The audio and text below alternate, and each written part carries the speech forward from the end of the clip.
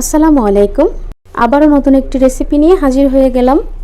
আজকের সহজ রেসিপিতে থাকছে মজাদার লটপটি রান্না, যেটা কিনা খেতে দারুণ মজা হয় আর রান্না করতে খুবই অল্প সময় লাগে।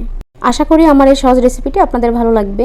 লটপটি রান্না করার জন্য এইখানে নিয়েছি মুরগির হাত পা গিলা কলিজা, সাথে নিয়েছি ছোট সাইজের 3টা আলু কেটে আর 1 কাপ মুসুরির ডাল।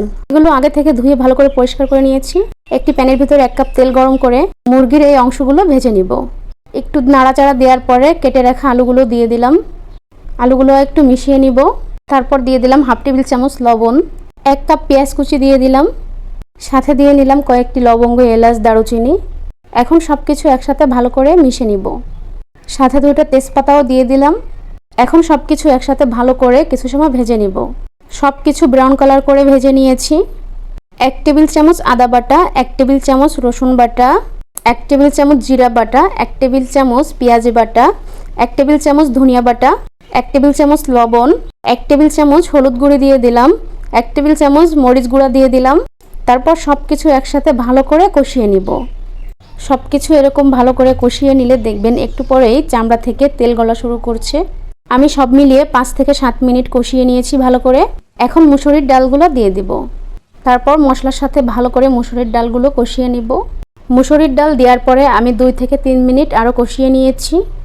তারপর 2 কাপ উষ্ণ গরম পানি দিয়ে দিলাম। ভালো করে নাড়াচাড়া দিয়ে আমি 10 মিনিটের জন্য ঢাকা দিয়ে দিব। 10 মিনিট পরে ঢাকনাটা উঠিয়ে একটু নাড়াচাড়া দিয়ে নিব। আমি ঝালের জন্য এখানে কিছু লাল কাঁচা মরিচ ব্যবহার করেছি। তারপর আবারও 10 মিনিটের জন্য ঢেকে দিব। 10 মিনিট পরে চলে আসলাম। দেখতেই পাচ্ছেন ডালগুলো গলে একদম মিশে গিয়েছে। চুলা থেকে নামিয়ে নেওয়ার আগে জিরার গুঁড়ি দিয়ে দিলাম। এখন সব কিছু আরও একবার নাড়াচাড়া দিয়ে চুলার জালটা বন্ধ করে দেব। এখন পরিবেশন করে নিচ্ছি। মাশাআল্লাহ, দেখুন কতটা সুন্দর হয়েছে।